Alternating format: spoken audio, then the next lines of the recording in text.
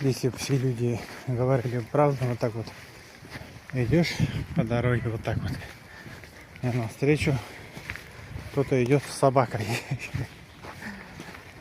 И мысль этот невольно появляется. Ну, какая-то вот странная мысль.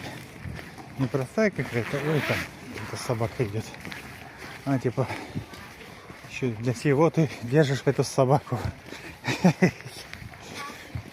Это ненормально, возможно, так думать. Но такая мысль приходит. Зачем ты дома держишь собаку? Так, вот такой вот будет плакат. Такой вот каркас я быстренько сморганил. Пока никого нету. Сейчас я закончил, всю кровать убрал, все готово. Сейчас придут люди.